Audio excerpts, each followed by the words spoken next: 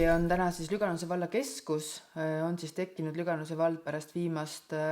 haldusreformi moodustamist, et eks Lüganuse vallas on teine piirkond veel ka Püssilinn, kus on seda kahanemist meil tunda, et seal me oleme võib-olla suutnud lammutada ühe maja ja ootab veel mõni ees,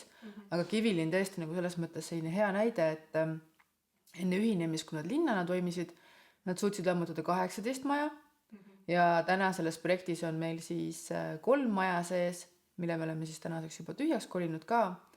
Aga kui natuke tagasi mõelda, et miks see on nagu juhtunud, et eks kõige suurem põhjus on meie tööstuspiirkond, meie tehased, mis meie inimestele tööd annavad, et kui sealt tekib ikkagi selline koondamislaine või vähenemine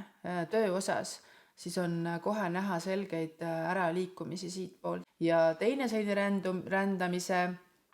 ütleme, vanus on siis tõesti pärast kooli, et ikkagi päris palju noori läheb meil Tartusse, Tallinnasse õppima,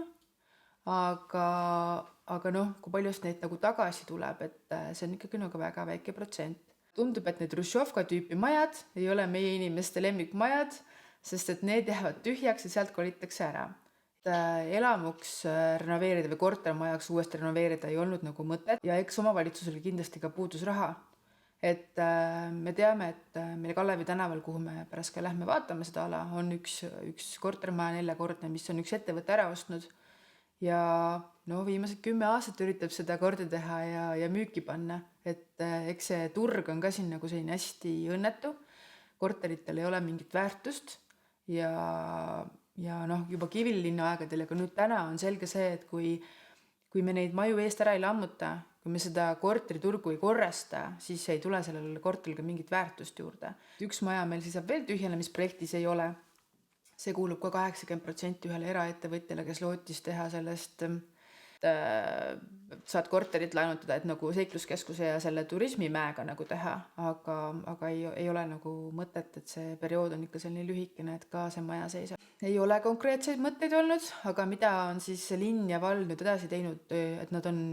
jätnud nende kinnistutele või platsidele alles tänavavalgustused, veetrassid, kanalisatsioonitrassid, parkimisplatsid,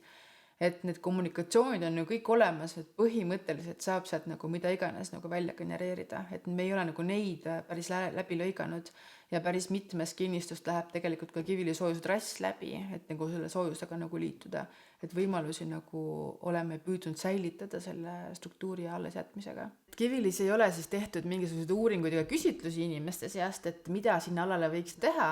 aga kui 2 aastat või pigem juba isegi 3, meil hakati Vene kooli kõrvale ehitama uut staadionit, siis oli päris palju linnainimesi, kes ütlesid, et miks te lähete sinna koolimaja kõrvale, tulge sinna majade vahele, kus on juba tühi plats, et siis on hea nagu vaadata teistest korterrakendust neid võistluseid ja asju. Et see mõttega on korra läbi käinud, aga ei, me jäime ikka sinna koolide 2 kooli vahelisele alale, et see oleks nagu ikkagi seal reas. Ja vallal endal ei ole rohkem ka mingid selliseid kaasamise mõtteid nagu tulnud, et kaasava eelarvega ma isegi püüan praegu mõelda, mida vald iga aasta teeb, et ega sinna alale ei ole küll mitte keegi midagi välja pakkunud.